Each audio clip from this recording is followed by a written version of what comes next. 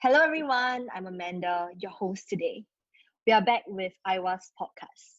IWA in short, Women for Women Association. Women come together for real talk, personal growth, and peer support. We are a woman-focused community where every woman will be able to lean on each other together and make a difference to the world. Follow us on our respective channels to get regular updates about our community. We have our guest. Today we have Pei with us. She's currently working as a pharmacist for 2 to 3 years, and I believe she came back from UK from her studies. So being a pharmacist, I bet she has gone through a lot during this particular situation. So put our hands together and welcome Pei. Hi everyone, I'm Pei. I'm a pharmacist. I'm currently working as a retail pharmacist in Malaysia right now.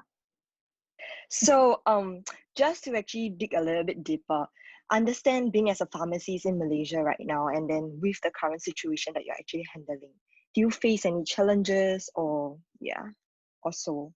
Currently, we still need to operate as usual. So, but with a shorter operating hours, just that our business is been quite bad ever since the lockdown, with our sales dropping by at least 70 to 80%. Yeah. I think it's mainly happens in a shopping mall, but not at the high street. Understand. I think less people coming to the shopping mall. Oh, so your pharmacy is actually located in the shopping mall itself.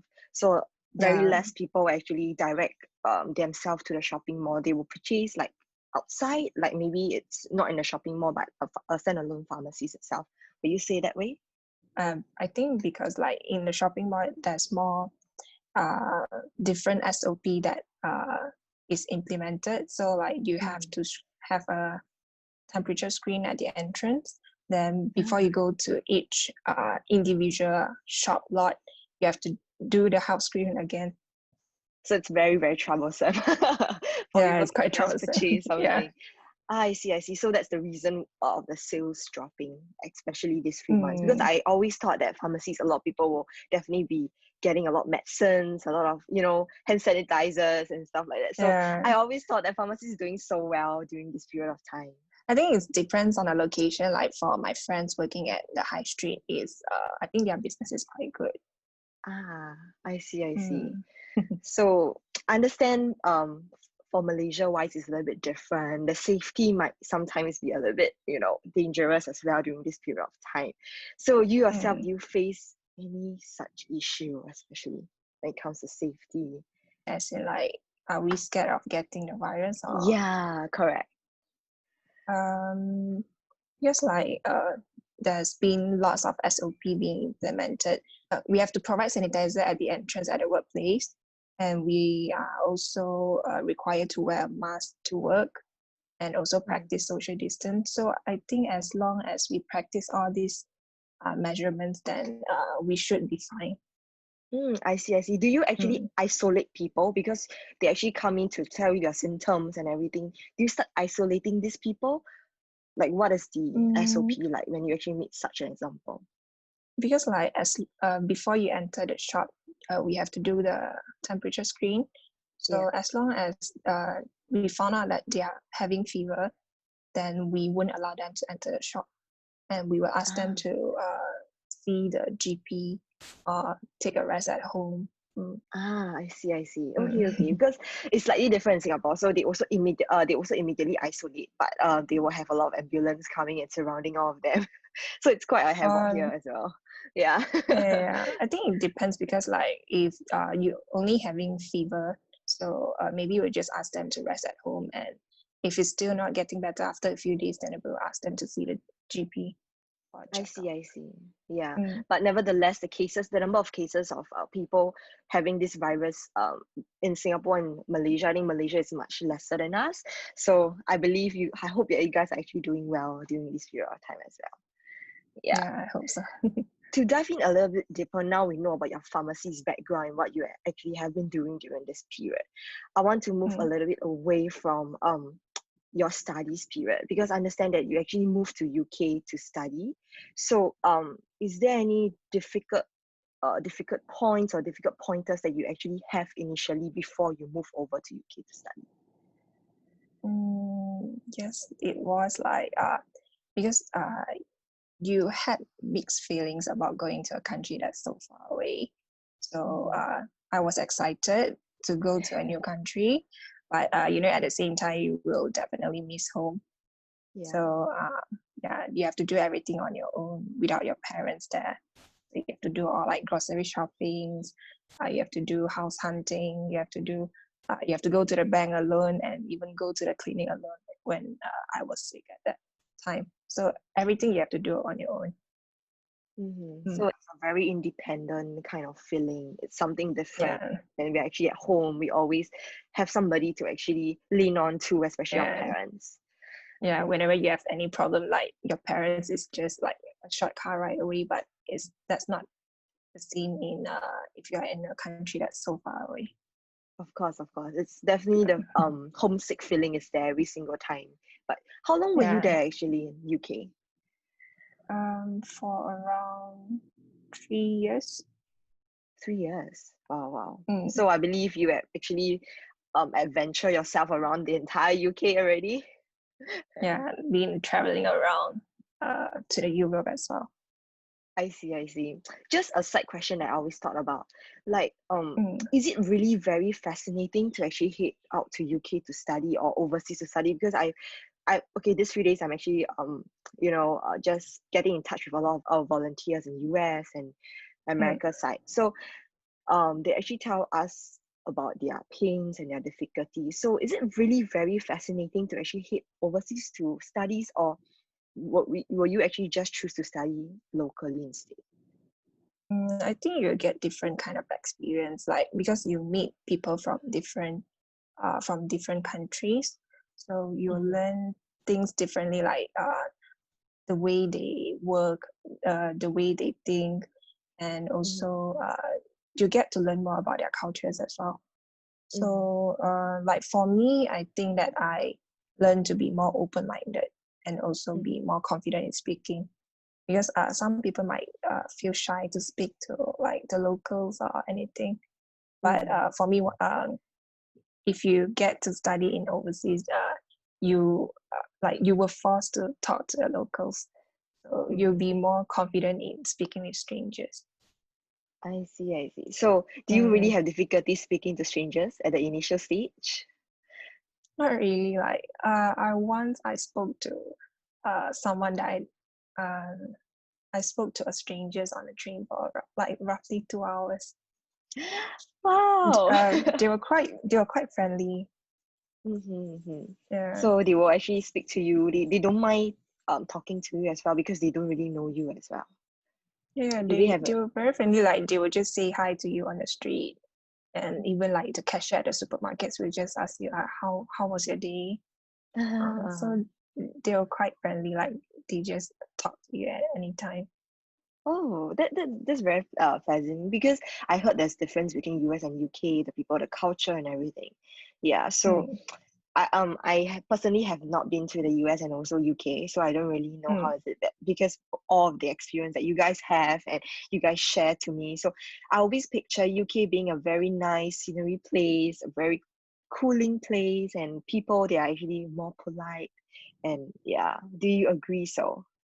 I found that the British, they are really polite, like the way they talk and also the way they act. They are really very polite. Yeah. Understand.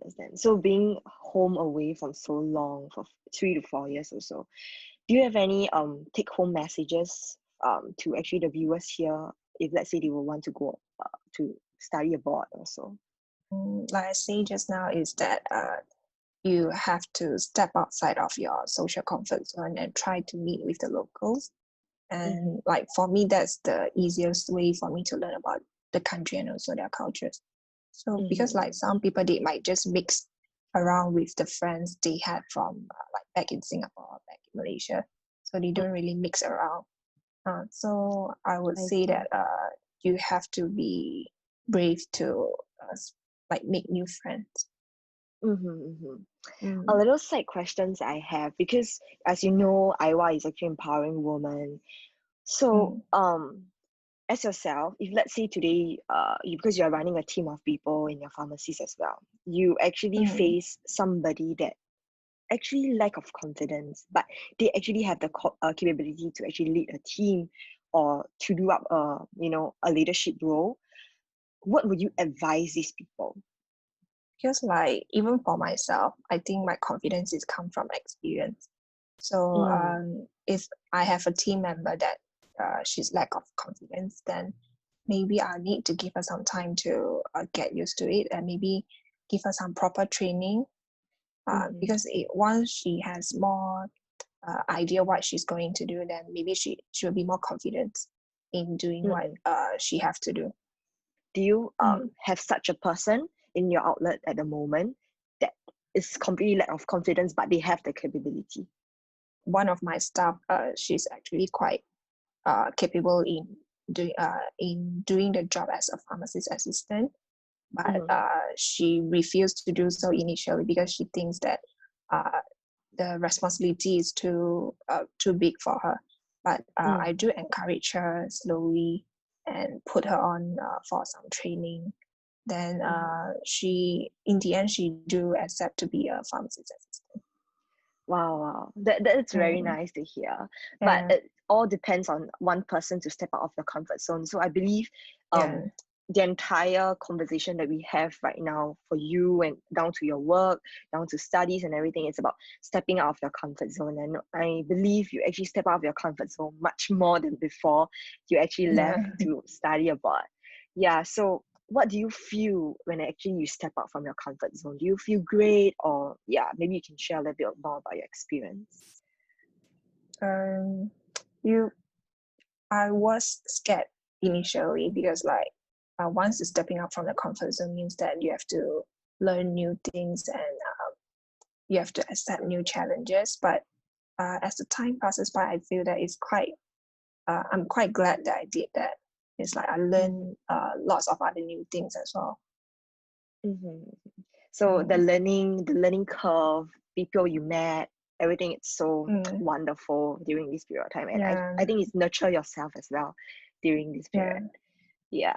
So we are almost at the end of our interview session. Okay, we just get to know you session, not interview. Okay, So yeah, we actually have the IWA 3 golden round questions here.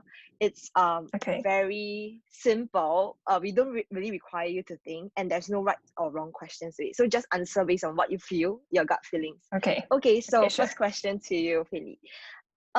What's your favorite food? My favorite food. Yeah. I don't really have. I think it's sweet and sour prawn that my mom Okay, that's cook. nice. Uh, Oh, okay, then I must have a taste of it soon. Yeah. Okay, the second question to you. Use one word to describe yourself. so I'm a retail pharmacist, and I think that I'm a bit sometimes I can be shy and sometimes I can be outgoing. So it really depends on the people that I met.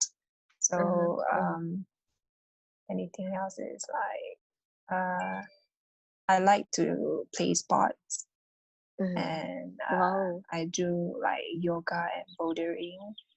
Mhm. Uh, and that's all. Wow. Okay, okay. So a little bit split personality of being like shy and sometimes a little bit outgoing. Okay, okay, cool, Yeah. cool, cool. And yeah, sports is really nice also, especially during this period of time. Mm, We can only rely on sports to feel better, to have the wellness and yeah. sometimes meditation. Yeah, because it's quite And to be more boring. healthy as well. Yeah. Yeah, correct. Especially, yeah, we have to keep health and work-life balance Mm, as well. Yeah. Okay, the last question. If you have only one day to live, what would you do? mm. I think I would spend time with my family and my loved ones because I think Mm-hmm. that's the most important thing. If you only Yeah, have one day to live, like other work things and other things not so important. definitely, definitely. Because we Mm, have some people saying that they will teleport to other countries, but yeah, I think family is still most important because they actually mm, nurture you and they're always standing beside you whenever tough times happen, especially during this period of times. They're super vulnerable, yeah. but some they are actually your very good pillar to lean on during this period. Yeah. Yes, definitely. Yeah. Okay. So we are almost to the end.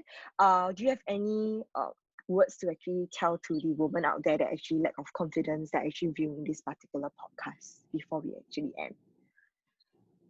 Enrich yourself with more knowledge, and by the end of the day, then you will get more confidence. Yeah. Mm-hmm. Okay. Yeah. So that's a very good quote. So from what we can learn from Pei, you need to step out of your comfort zone, and it depends on yourself whether you want to actually step out. So nevertheless, do try and don't be afraid to fall. Yeah. So we are ending the current podcast today. Thank you so much for everyone for listening to us, and thank you, Pei, for joining us as a guest today. It's really very grateful to actually take your time off. Yeah. Thank you for having me. Okay, thank you. Bye-bye. See you guys next time. See Bye-bye. you. Bye. Shouting out for IWWA. If you want to empower other ladies or yourself, email us at support@iwa.sg. Do stay tuned for our upcoming podcasts every week on our respective channels. Like and subscribe our videos. Ciao!